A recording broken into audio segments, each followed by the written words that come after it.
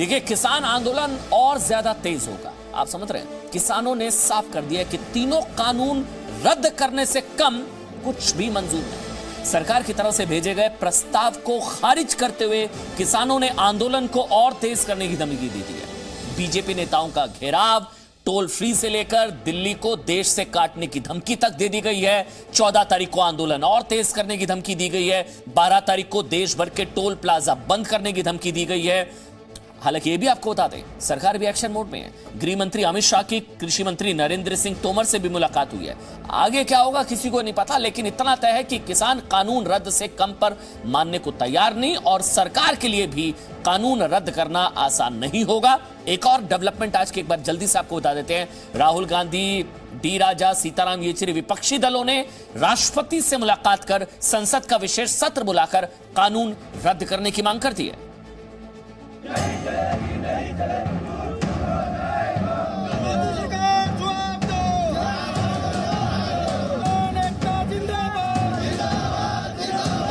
आंदोलन और तेज किया जाएगा और एक के बाद एक हम दिल्ली की सड़कों को जाम करते जाएंगे और पूरे देश में आंदोलन किस प्रकार से गतिमान हो उसके लिए सारे प्रयास किए जाएंगे।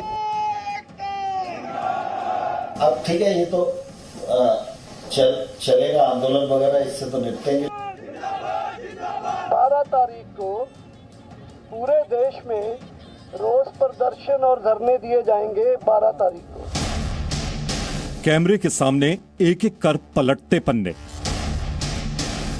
ये 20 पन्नों का वही प्रस्ताव है जो सरकार ने किसानों को भेजा। इस प्रस्ताव में भूमिका भी है और पृष्ठभूमि भी, उद्देश्य भी है और किसान आंदोलन खत्म करने की अपील भी। लेकिन इन 20 पन्नों में सबसे अहम है मुद्दा और सरकार का प्रस्ताव, जिसे किसानों ने खारिज कर दिया। सरकार की ओर से प्रपोजल आई है, हम सब ने फैसला किया है, उसको देखा है, उसको हम पूरी तरह से रद्द करते हैं। अगर सरकार द्वारा कोई प्रपोजल भेजती है तो उसके बारे में विचार करेंगे। आज हम आपको आसान भाषा में बताएंगे कि इस प्रस्ताव में 10 बड़े मुद्दे क्या हैं। इन 10 मुद्दों पर किसानों को सरकार ने क्या प्रस्ताव दिए और इस प्रस्ताव का मतलब क्या है। पहला मुद्दा है निजी मंडियों से किसानों का डर। किसानों को ऐसा लगता है कि नए कृषि कानून से कृषि मंडियां यानी एपीएमसी मंडियां कमजोर होंगी और किसान निजी मंडियों के हाथों में फंस जाएगा। इस मुद्दे पर सरकार का प्रस्ताव यह है कि वो कानून में संशोधन करेंगे और ऐसी व्यवस्था लाई जा सकती है जिससे राज्य सरकारें निजी मंडियों के रजिस्ट्रेशन की व्यवस्था को लागू कर सकें। अब सरकार के इस प्रस्ताव का मतलब समझिए। निजी मंडियों या कारोबारियों का रजिस्ट्रेशन अनिवार्य होगा। इससे होगा यह कि वो एक कानून में बंध जाएंगे, उन्हें शुल्क देना होगा और इस व्यवस्था को लागू करने की जिम्मेदारी राज्य सरकार की होगी। इस प्रस्ताव पर अब किसानों की राय भी जान लीजिए। हम लोग ये चाहते हैं कि इस कानून की आवश्यकता ही देश में नहीं है, इसमें किसी भी तरह के संशोधन की कोई गुंजाइश नहीं है और इस कानून को देश के अंदर लागू करने की कोई आवश्यकता नहीं। आप केवल गोल मोल घुमा करके उसी जगह हमको लाके खड़ा करना चाहते हो कि मंडी समाप्ति की बात में, जैसे मंडी है, मंडी 5% उसमें था कि 5% मंडी में ले जाओगे तो लगेगा टैक्स, बाहर टैक्स नहीं लगेगा। अब सरकार कह रही है कि हम व्यापारी के ऊपर भी टैक्स लगा देंगे। ये ठीक है, हम इसका स्वागत करते हैं, मगर उन कानूनों को हम स्वीकार नहीं करते जिससे कि हम अपने को उलझा हुआ समझते हैं। दूसरा मुद्दा है फसल खरीद में किसानों से धोखे का। किसान को यह लगता है कि नए कृषि कानून में फसल को खरीदने के लिए पैन कार्ड की व्यवस्था है और पैन कार्ड के आधार पर ही फसल खरीदी जाएगी। लेकिन दूसरी तरफ किसान को यह भी लगता है कि पैन कार्ड सिर्फ ट्रांजैक्शन प्रूफ है, आइडेंटिटी प्रूफ नहीं है। ऐसे में किसान की फसल कौन खरीद रहा है ये कैसे पता चलेगा? और ऐसे में किसान के साथ धोखा भी हो सकता है। किसानों की इस आशंका पर सरकार का प्रस्ताव समाधान की दिशा में है।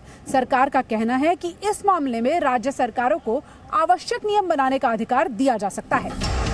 सरकार के इस प्रस्ताव का मतलब ये हुआ कि केंद्र सरकार ने गेंद राज्य सरकार के पाले में डाल दी है। केंद्र ने कहा कि राज्य सरकार नियम बनाए और किसानों से फसल खरीदने वाले कारोबारियों से जो भी जरूरी कागजात लेने हैं वो ले। इस बात पर किसानों ने क्या कहा? पेन कार्ड पे व्यापारी ने हमारा माल खरीद लिया और कल व्यापारी भाग गया तो हम तो फंस गए ना, क्योंकि तुरंत में व्यवसाय में नगद में हमारा माल बहुत कम खरीदा जाता है। तो व्यापारियों को मजबूती से जोड़ा बांधा जाए कि उसे किसी भी तरह से किसी भी पैतरे से वो भाग ना सके, उसकी गारंटी सरकार के पास जमा होनी चाहिए।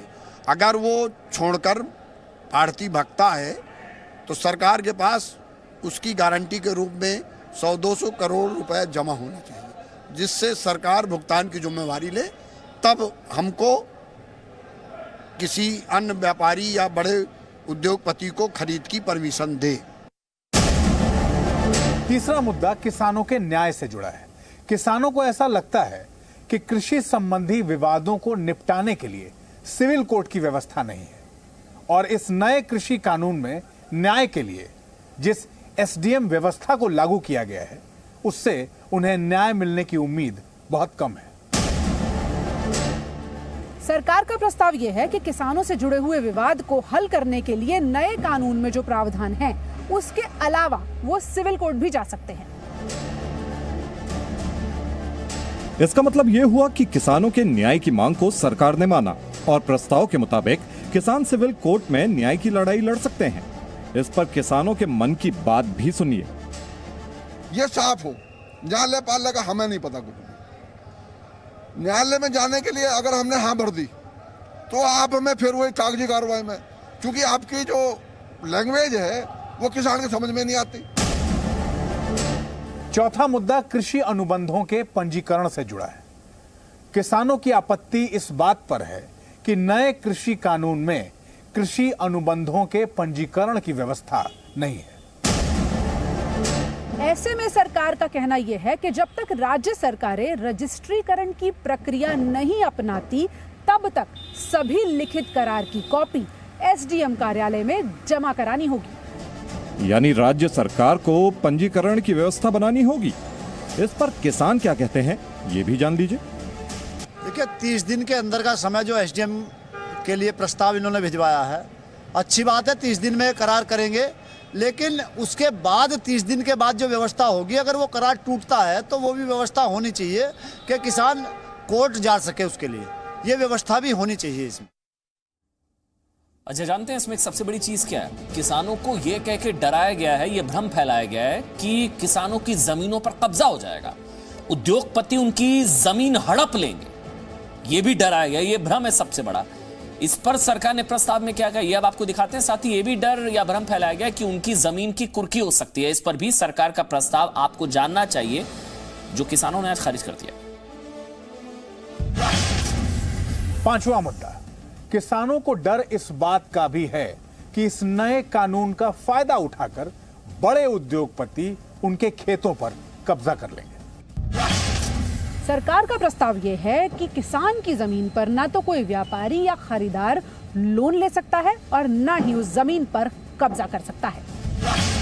इसका मतलब यह हुआ कि किसानों को डरने की जरूरत नहीं है। किसान की जमीन हर स्थिति में किसान की ही रहेगी।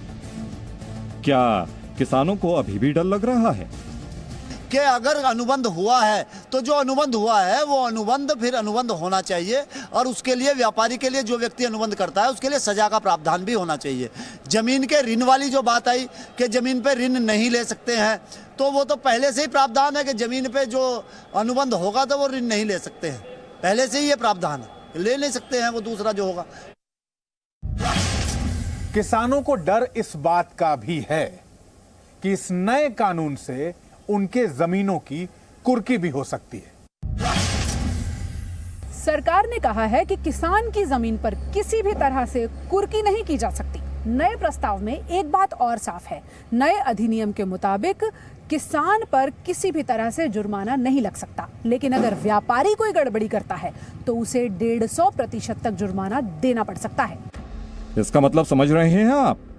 अगर किसान अपनी जमीन पर उगने वाली फसल को लेकर किसी व्यापारी से कॉन्ट्रैक्ट करते हैं और किसान ही कॉन्ट्रैक्ट तोड़ भी देते हैं तो किसानों को जुर्माना नहीं देना होगा, लेकिन अगर व्यापारी ने कॉन्ट्रैक्ट तोड़ा तो उसे 150% जुर्माना लगेगा। इस बात से किसान भाई खुश हैं या नहीं? जो फाइन है वो इतना हेफ्टी फाइन है कि 5,000 रुपीज पर डे, तो ये तो कोई भी नहीं पे कर सकेगा। पंजाब, इस देश के 86% किसान छोटे और दरमियाने हैं, वो नहीं पे कर पाएंगे, उनको ज़मीन बेचकर ही ये देना पड़ेगा। तो ज़मीन तो उनकी सरकार कह रही नहीं जाएगी, लेकिन इस कानून में वो बात है, कानून ज़मीन किसान की जा सकती है उद्योगपति के पास, जो भी कॉन्ट्रैक्ट करेगा उसके साथ। ये सबसे बड़ा मुद्दा है। ये मुद्दा एमएसपी का है। एमएसपी यानी न्यूनतम समर्थन मूल्य। किसानों को लगता है कि उनके फसलों पर न्यूनतम समर्थन मूल्य खत्म हो जाएगा, क्योंकि नए कानून में इस एमएसपी की कहीं व्यवस्था नहीं है और न ही उसका जिक्र है। सरकार ने किसानों को दिए अपने प्रस्ताव में कहा है कि एमएसपी पर सरकार लिखित आश्वासन देगी। ये किसानों की जीत है, क्योंकि किसानों की शुरुआती मांग एमएसपी पर लिखित आश्वासन की ही थी। लेकिन किसान नेता अब एमएसपी पर लिखित आश्वासन भर से ही नहीं मानने वाले। और एक और बड़ी खबर इस वक्त आपको बता दें, बैठक खत्म हो गई है। गृह मंत्री अमित शाह और कृषि मंत्री नरेंद्र सिंह तोमर के बीच ये जो बैठक चल रही थी, अभी देशहित ब्रेकिंग ये है, ये बैठक 2.5 घंटे तक चली है। बैठक में आपको बता दें पीयूष गोयल भी मौजूद थे, क्योंकि प्रस्ताव जो सरकार की तरफ से भेजे गए बिंदुवार तरीके से, जिसमें बताया गया कि कैसे एमएसपी को लेकर लिखित आश्वासन दिया जाएगा, मंडियां जो है प्राइवेट मंडियां हैं उनका भी रजिस्ट्रेशन राज्य सरकारें कर पाएंगी। लेकिन उसके बावजूद किसानों ने सरकार के प्रस्ताव को ठुकरा दिया और आंदोलन को और तेज करने की धमकी दी गई। और अब यह खबर आ रही है 8:10 पर कि बैठक जो गृह मंत्री अमित शाह और कृषि मंत्री नरेंद्र सिंह तोमर के बीच जो बैठक हो रही थी वो 2.5 घंटे तक चली है। ये बैठक बहुत इंपॉर्टेंट मानी जा रही है, क्योंकि 5 दौर की बातचीत हुई। कल भी बातचीत हुई थी राकेश टिकैत और 13 किसान नेताओं की अमित शाह के साथ, जिसके बाद आज प्रस्ताव भेजा गया। किसान नेताओं की तरफ से साफ कर दिया गया है कि किसानों की एक मांग सीधे सीधे कानून को रद्द करे सरकार और एमएसपी को लेकर नया कानून लेकर आए। सीधी सी मांग किसानों की तरफ से कर दी गई है। 8वां मुद्दा बिजली संशोधन विधेयक 2020 से जुड़ा है। इसमें किसानों को ऐसा लगता है कि बिजली बिल पर उनको मिलने वाली सब्सिडी खत्म हो जाएगी। सरकार ने अपने प्रस्ताव में कहा है कि किसानों के लिए बिजली बिल से जुड़ी हुई वर्तमान व्यवस्था में कोई बदलाव नहीं होगा। इसका मतलब ये हुआ कि सरकार की ओर से किसानों को बिजली पर जो सब्सिडी मिल रही थी वो मिलती रहेगी। सब्सिडी बंद नहीं होने वाली है। किसानों की मांग है कि air quality management of NCR ordinance 2020 को खत्म किया जाए। दरअसल ये मुद्दा पराली से जुड़ा हुआ है। सरकार का कहना है कि पराली जलाने को लेकर किए गए प्रावधानों में किसानों को जो भी आपत्ति है उसका समाधान किया जाएगा। पराली जलाने को लेकर किसानों के जो सुझाव हैं, जो शिकायतें हैं, उन्हें सरकार सबसे पहले सुनेगी और उसका हल निकालेगी। मतलब देखिए, 2 सबसे बड़े मुद्दे थे जिसको लेकर सबसे ज्यादा विवाद था। एक एमएसपी को लेकर कि एमएसपी पर क्या लिखित आश्वासन सरकार देने को तैयार है। जो लिखित प्रस्ताव सरकार की तरफ से भेजा गया है उसमें साफ तौर पर लिखा गया है कि न्यूनतम समर्थन मूल्य यानी कि एमएसपी को लेकर लिखित आश्वासन सरकार देने को तैयार है। यह सबसे बड़ी मांग थी। दूसरी सबसे बड़ी मांग थी एपीएमसी को लेकर कि अब सरकार की तरफ से कहा गया कि एपीएमसी को और मजबूत किया जाएगा। नंबर 1, नंबर 2, मंडियां खत्म नहीं होंगी और तीसरी बड़ी चीज प्राइवेट मंडियों का भी रजिस्ट्रेशन होगा और सेस राज्य सरकारें उन मंडियों पर भी लगा पाएंगी। इसका मतलब ये है कि सरकार कृषि कानून को वापस नहीं लेगी और किसान कृषि कानून के वापस नहीं लेने तक आंदोलन जारी रखेंगे। किसान नेताओं ने आंदोलन जारी रखने का ऐलान भी कर दिया है। आंदोलन और तेज किया जाएगा और एक के बाद एक हम दिल्ली की सड़कों को जाम करते जाएंगे और पूरे देश में आंदोलन किस प्रकार से गतिमान हो उसके लिए सारे प्रयास किए जाएंगे। मगर जब तक 3 अध्यादेश निरस्त नहीं होंगे हमारी जंग जारी रहेगी। तो सरकार के प्रस्ताव के बाद सबसे बड़ी खबर यही है कि किसानों का आंदोलन अभी जारी रहेगा। मतलब सरकार लचीला रुख दिखाने को तैयार है। सरकार की तरफ से कहा जा रहा है कि किसानों के लिए बदलाव संशोधन के लिए तैयार है, लेकिन किसान चाह रहे हैं कि अब कानून ही रद्द कर दिया जाए। मामला फंस गया। उधर देशहित में हम आपको कोलकाता में बीजेपी का मिशन जय भवानी दिखाने जा रहे हैं। जय भवानी यानी कि भवानीपुर, वो सीट जहां से खुद ममता बनर्जी चुनाव लड़ती हैं, जीतती आ रही हैं, उस भवानीपुर से बीजेपी ने मिशन बंगाल की शुरुआत कर दी है। मिशन भवानीपुर का मतलब क्या है और कैसे भवानीपुर से बीजेपी पूरे बंगाल को साधने की कोशिश कर रही है, आज देशहित में आपको ये समझना चाहिए।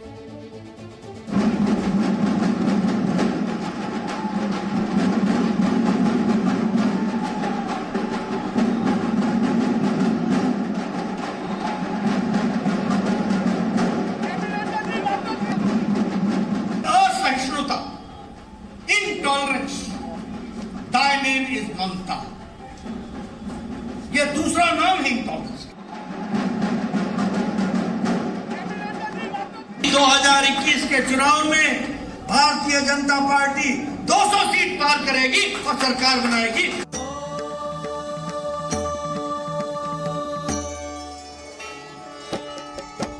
ओम जयंती मंगला काली भद्रकाली कपाली।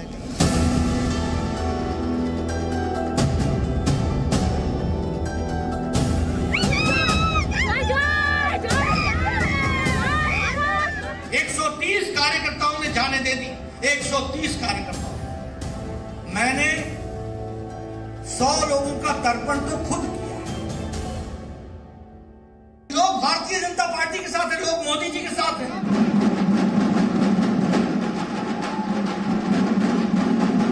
ढोल नगाड़ों के साथ ये बीजेपी की ममता बनर्जी को उनके गढ़ में ताल ठोक के चुनौती है।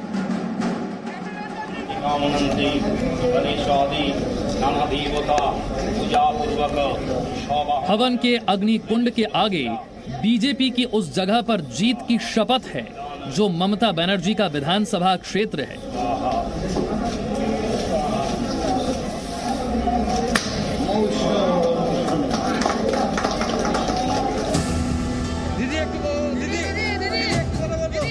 ये भवानीपुर है जहां से मुख्यमंत्री ममता बनर्जी विधायक हैं। भवानीपुर पहुंचकर बीजेपी अध्यक्ष जेपी नड्डा ने जनसंपर्क अभियान की शुरुआत की। ममता बनर्जी के खिलाफ अभियान को बीजेपी ने नाम दिया है और नहीं अन्याय।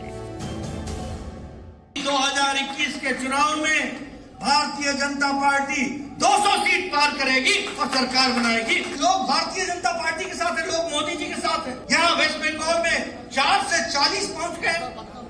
अब अंतिम छलांग लगानी बाकी है और वह हम 2021 में आप लोगों के आशीर्वाद से लगाएंगे।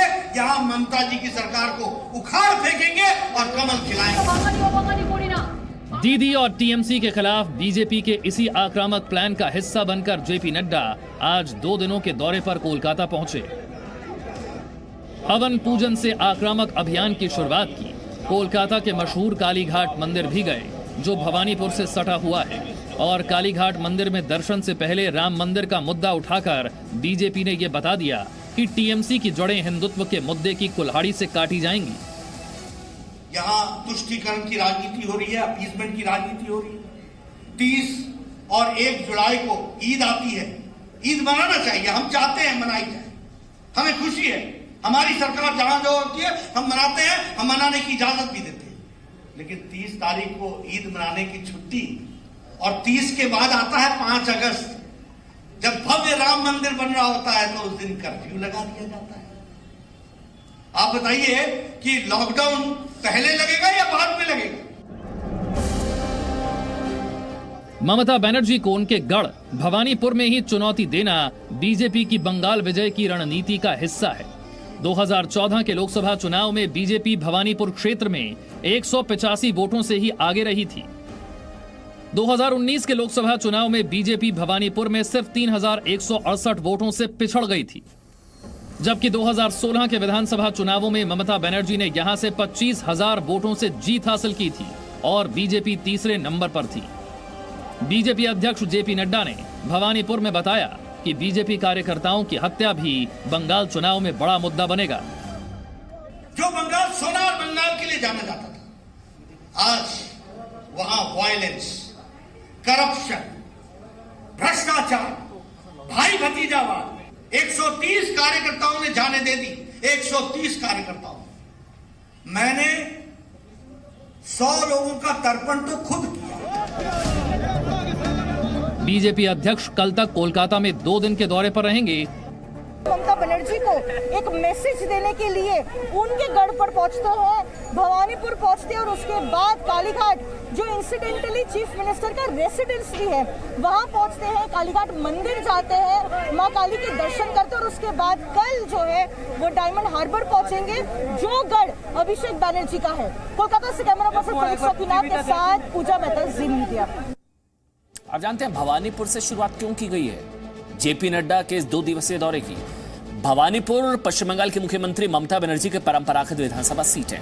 2012-2016 में भवानीपुर से भारी बहुमत से जीती थी ममता बनर्जी, मतलब गढ़ है दीदी का भवानीपुर। भवानीपुर में करीब 45,000 मुस्लिम वोटर, 90,000 बंगाली वोटर्स हैं। भवानीपुर में करीब 50,000 गैर बंगाली वोटर्स हैं और यहीं से शुरुआत की है। देखिए, मतलब जेपी नड्डा का ममता के गढ़ में चुनाव प्रचार, मतलब यह है कि ममता बनर्जी के गढ़ से बीजेपी का बंगाल को संदेश, भवानीपुर से बीजेपी का डोर टू डोर कैंपेन। अब इसका मतलब यह हुआ कि आक्रामक चुनाव प्रचार से टीएमसी का मनोबल तोड़ने की कोशिश। बीजेपी अध्यक्ष ने भवानीपुर में कहा कि बंगाल में 200 सीटें जीतेंगे, 200 सीटें बीजेपी जीतेगी, यह दावा है। मतलब यह कि भवानीपुर से पूरे बंगाल में बीजेपी का लक्ष्य है कि पूरे बंगाल में कमल खिलाना है। नड्डा ने ममता बनर्जी को राम मंदिर विरोधी बताया, मतलब यह कि बंगाल चुनाव में राम मंदिर बीजेपी का प्रमुख मुद्दा रह सकता है, रोहिंग्याओं का मुद्दा भी रह सकता है, तुष्टीकरण का मुद्दा भी। नमस्कार, सबसे पहले आपको बताते हैं देश हित में गृह मंत्री अमित शाह और कृषि मंत्री नरेंद्र तोमर के बीच हुई मीटिंग के बारे में। किसान आंदोलन को लेकर यह बड़ी मीटिंग, अमित शाह के घर पर मंत्रियों की बैठक खत्म हो गई। करीब 2.5 घंटे तक यह बैठक चली। किसानों ने सरकार के प्रस्ताव को ठुकरा दिया है, इनकार कर दिया है। बैठक में कृषि मंत्री नरेंद्र तोमर थे, इसके अलावा केंद्रीय मंत्री पीयूष गोयल थे। किसानों के द्वारा प्रस्ताव ठुकराने पर यह मीटिंग हो रही थी, इसी पर चर्चा की गई।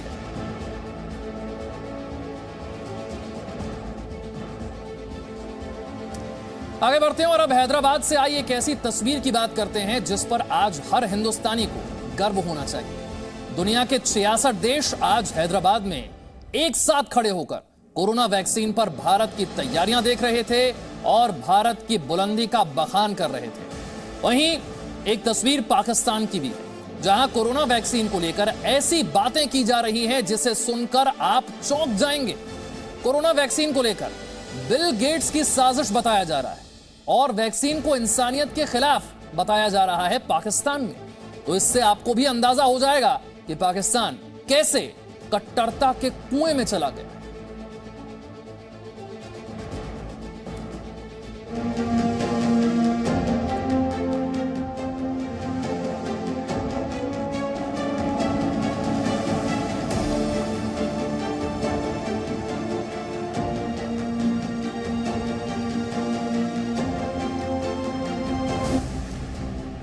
ये तस्वीर है तो दुनिया के 64 राजनायकों की, लेकिन हर हिंदुस्तानी का सीना गर्व से चौड़ा करने वाली है।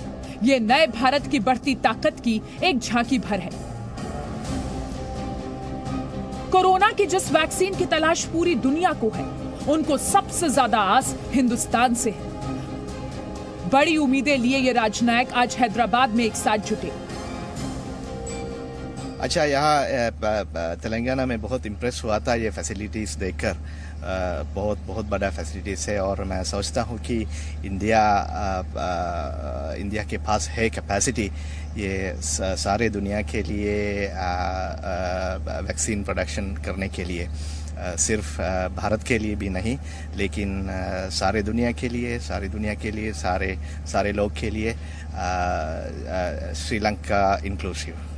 It's really impressed to see how far you have come, how dedicated you are working in order to combat the COVID-19 virus, how really focused you are on helping humanity. It's not just a commercial interest, it's not just a nation first interest. You're really connecting with the rest of the world and you're helping all of us. What we've seen today is reassuring. It demonstrates again the strength of India's innovation and pharmaceutical sectors.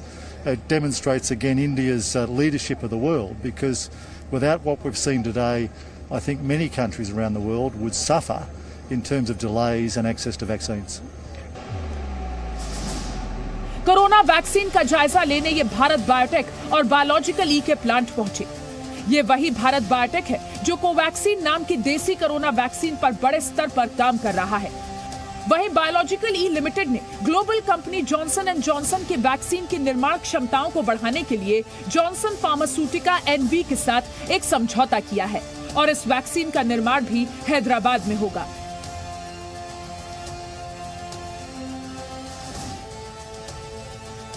बेशक Britain में corona vaccine लगनी शुरू हो गई हो।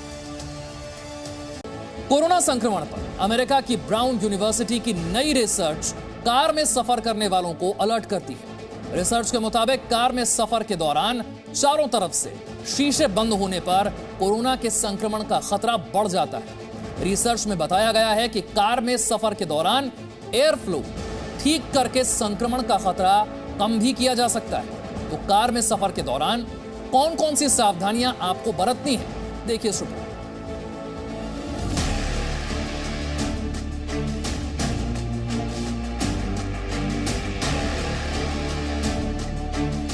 पूरी दुनिया में कोरोना वैक्सीन को लेकर चर्चा तेज है। इन सब के बीच कोरोना संक्रमण पर भी नई रिसर्च लोगों को चौंका रही है। ऐसी ही एक जानकारी के मुताबिक कार में सफर के दौरान अगर कार के चारों शीशे बंद हैं, तो समझिए कोरोना के संक्रमण का खतरा ज्यादा है। ये दावा है अमेरिका की ब्राउन यूनिवर्सिटी का, जिसमें की गई रिसर्च के मुताबिक कार चलाने के दौरान एयर कंडीशनर का चालू रहना और चारों शीशे बंद रहना स्थिति को बिगाड़ता है। इससे कोरोना संक्रमण का खतरा बढ़ता है। हालांकि अगर कार में वेंटिलेशन होता है तो वायरस के सर्कुलेट होने का रिस्क घट जाता है।